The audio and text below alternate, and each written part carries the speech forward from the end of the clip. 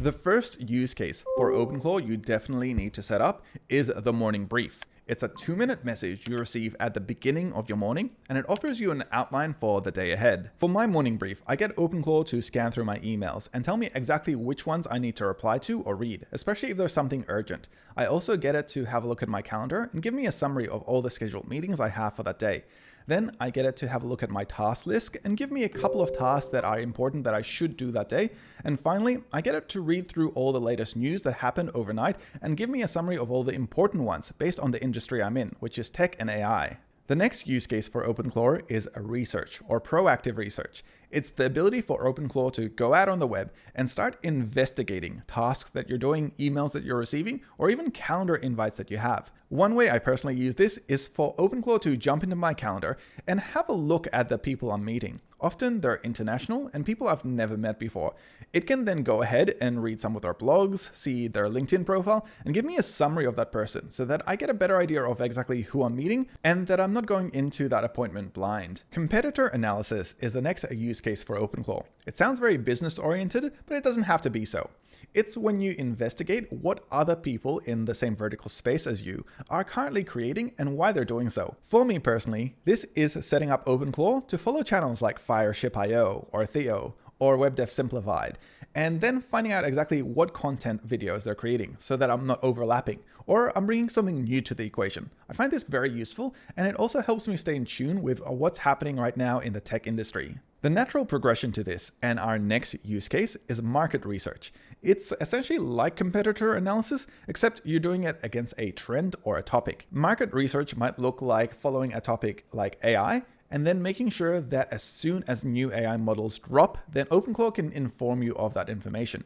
What it'll be doing is scanning through popular news sites and then essentially polling those so that as soon as that information comes into play and it's relevant to you, it'll send you a message about it. For me personally, I've set up OpenClaw to read through the subreddits I normally read, go through websites like daily.dev or Hashnode, and then it can read through all the posts and send me only the information I would likely want to read in the first place. Because a lot of the time, I'm just scanning through those websites, finding 1 or 2 articles I actually want to read, and now I have OpenClaw doing that for me. This brings me to my next use case for OpenClaw. Automatic scheduling. It's essentially when you get OpenClaw to do things at certain intervals. We've already had lots of examples of this, but it's like the morning brief, where every time at 9 a.m. I want a message of the brief of what my day ahead looks like. That's an automatic schedule that's happening once a day at 9 a.m. Automatic scheduling can be done for lots of different activities at different types of intervals, and you'll have to decide on your own what those are. Here's how I personally use OpenClaw with automatic scheduling. Once a week, I get OpenClaw to do my competitor analysis, giving me a debrief of exactly who's creating what type of content.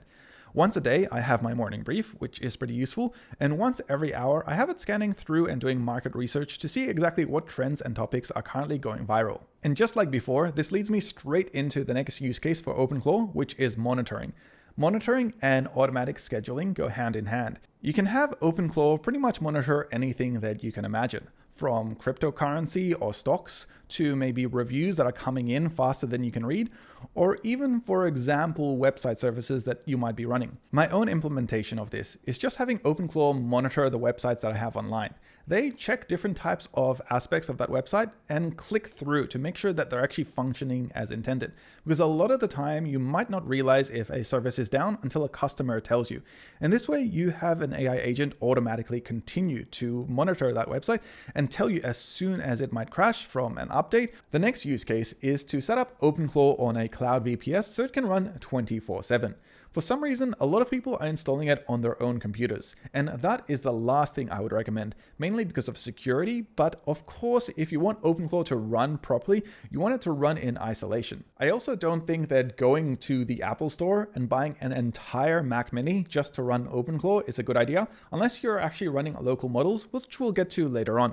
But for me personally, I've been setting mine up in Hostinger VPS since it's a place that I've actually built a lot of startups in, and it's pretty easy to do so. Here's how you can do it yourself. Head to the link in my description, and in here you can sign up with a discount of 10% if you use my coupon code. Then select a server location. I'm going to select US, and once done, you'll be taken to the dashboard. Here under Docker Manager, I'll head to the projects, and I can see OpenClaw is currently being set up. Once it is, then you can just simply copy out the gateway token, and you'll need this for when you log in. To log in, just select the link here, which also has the port for OpenClaw, paste that token in, and now we're up and running. It's probably one of the easiest and most affordable ways to run OpenClaw 24/7. Our next use case involves the use of MCP tools. It allows you to connect services to OpenClaw without doing so directly. There's a lot of benefits to using MCP, such as being able to give OpenClaw access to thousands of apps, also being able to restrict it to only utilizing certain items from certain apps, unlike API access, which might give it access to simply everything. Let me explain why this is so important. I cannot understate how scary security can be when you're using OpenClaw.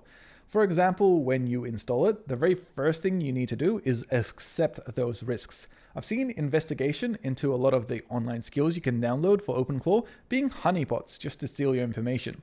Pretty scary if you think about it. This is why I'm using Zapier MCP to kind of act as a man in the middle, as a trusted source, rather than giving it direct access to something like Gmail. It's also pretty easy to set up. Simply ask OpenClaw to connect up to Zapier and some of your services, whether that's Gmail or your calendar or Notion. OpenClaw will tell you exactly how to do this. You'll just head to this link for mcp.zapier.com, create a new MCP server, and select to create a new one. And here's one of the benefits of setting up MCP tools for OpenClaw through something like Zapier. You can now connect up thousands of apps straight to OpenClaw without manually configuring them, since they're all done through one single Zapier connection. This is not only more secure, but it actually lets you modify the exact permissions that you want to give it, such as finding emails and creating drafts only, and not allowing it to accidentally delete emails. After this, simply head to the Connections tab and copy out the connect to token and address, and paste that straight back into OpenClaw. It'll be able to complete the rest of the setup for itself, and from here, it's now got access to whatever tools and services you provide. There's thousands through Zapier, but right now I'm just connecting up my Gmail. Here, I'll test that it can pull up my emails, and once confirmed, I can start adding this into different types of morning briefs or routines that I want to set up with OpenClaw. Quick note, if you do want to learn a little bit more about OpenClaw, as well as things like Claude Cowork and MCP, there's a pretty cool workshop being run by Zapier, which is on the 18th. You can check out in the link in my description below. The next use case for OpenClaw is to run it with a local model.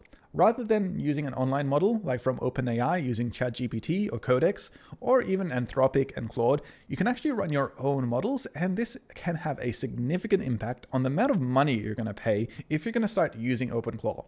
One thing people don't realize is that OpenClaw can start to rack up a lot of money, especially with its huge context windows, which means that you could be paying somewhere upwards of hundreds to thousands of dollars a month just running OpenClaw continuously in the background. Now, one way to alleviate a lot of those costs is to run a local model for most of the content and only reach out to online models when you're doing more grunt work that requires a little bit more brain. The way I do this personally is to set up Ollama on my own PC, and then I download a large language model called Qwen 3.5, which does a lot more of that daily activity as well as monitoring and even scheduling. The drawback to this is that it's a lot slower. You're not going to get the same level of thinking, and you're not going to get the same level of output performance as you do with large language models in the cloud, but you do get additional security, and you do get to save on a lot of costs, because now that you're running it on your own hardware, the only thing you're really paying for is electricity. The last use case for OpenClaw is Content Management System, or CMS. It's the ability to store information that it's working with in a way that it can pull it out later when it needs to. And while it's not a direct use case, it's an indirect one that plays a part into every type of task you give OpenClaw. The reason why CMS is important over just working memory is the difference. For example, a context window is only really working in one single chat, whereas OpenClaw can save things like skills and working memory inside of its repository as text files. But this isn't very useful if you're using multiple agents with OpenClaw. They might all need to do independent bits of work with similar bits of information. A CMS allows all the agents to share information across the board, and then from there, they can make sure they're working from one central source of truth. Additionally, if you're working with agents outside of OpenClaw, they can also update that information. And finally, when there's a bigger, better version of OpenClaw, maybe ChatGPT Claw, and that gets released, they can continue to use the same database rather than you trying to manually migrate the context and memory that is currently saved in OpenClaw. If there are any interesting use cases you figured out on your own and you want to share them, add them in the comments below. If you're excited about OpenClaw and want to start using it, I've got a video up here where I install and set it up, so definitely check that out next.